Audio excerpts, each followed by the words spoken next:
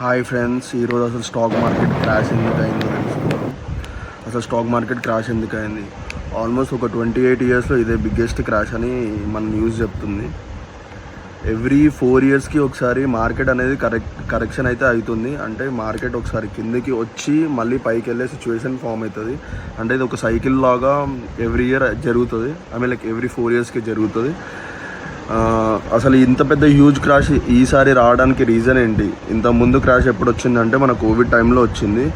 దానికి ముందు అరౌండ్ 2007, 2008లో ఒకసారి క్రాష్ వచ్చింది. దానికి ముందు ఒక 2002లోనో 2004లోనో వచ్చింది.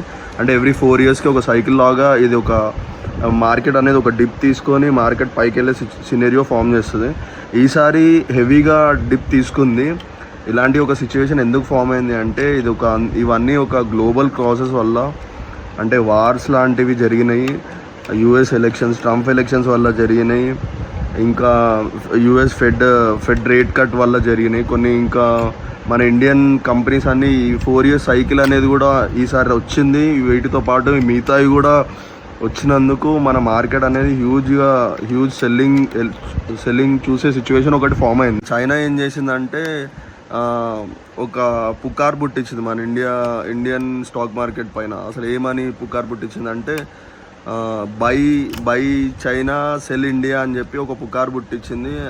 వీళ్ళ ఫారిన్ ఇన్వెస్టర్స్ని 1:2 రేషియోస్ మీకు ఇష్యూ చేస్తాం, ఒక షేర్ కొంటే మీకు 2 షేర్లు ఇస్తామని చెప్పి ఫారిన్ ఇన్వెస్టర్కి మొత్తం అక్కడికి పుల్ చేసింది. దానివల్ల ఇంకా ఈ గ్లోబల్ కాసెస్ వల్ల మన ఇండియన్ మార్కెట్ నుంచి హ్యూజ్ అమౌంట్ ఆఫ్ క్యాష్, అంటే ఎన్నో ల్యాక్స్ ఆఫ్ క్రోర్స్ మన ఇండియన్ మార్కెట్ నుంచి తీయడం జరిగింది. దానివల్ల రీటైలర్స్కి ఇంకా డొమెస్టిక్ ఇన్వెస్టర్స్ పైన సెల్లింగ్ ప్రెషర్ అనేది చాలా పడింది.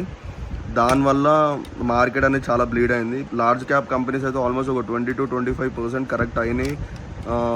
ఇంకా small and mid cap companies అయితే హెవీగా బ్లీడ్ అయింది. మార్కెట్ అయితే ఇప్పుడు ఒక కరెక్షన్ తీసుకునే ఒక సిచ్యువేషన్ ఫామ్ చేస్తుంది. నాకైతే ఇదైతే బ్యూటిఫుల్ ఆపర్చునిటీ అనుకుంటున్నాను. నేనైతే డెఫినెట్గా బై చేస్తాను. మెయిన్లీ ఒక లాంగ్ టర్మ్కి 1-2 ఇయర్స్కి అయితే నేను ఇన్వెస్ట్ చేసి వదిలేస్తాను.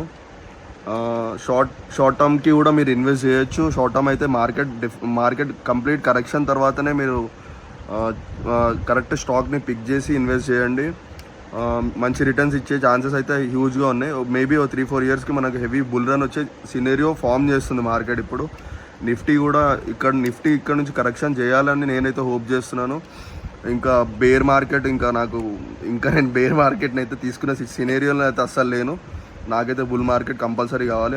అండ్ అందరు ఇన్వెస్టర్స్ కూడా బుల్ మార్కెట్ కోసం వెయిట్ చేస్తున్నారు. Let's hope for bull market. Thank you guys. నేనైతే ఈ మార్కెట్ కరెక్షన్ గురించి మీకు న్యూస్ కానీ మీకు అప్డేట్స్ కానీ నీకు ఇస్తాను. మంచి స్టాక్స్ని ఎట్లా పిక్ చేసుకోవాలో కూడా ఇన్ఫర్మేషన్ మీకు పాస్ చేస్తాను. For more updates do subscribe. అక్కడ గంట బటన్ ఉంటుంది, దాన్ని ఒత్తండి.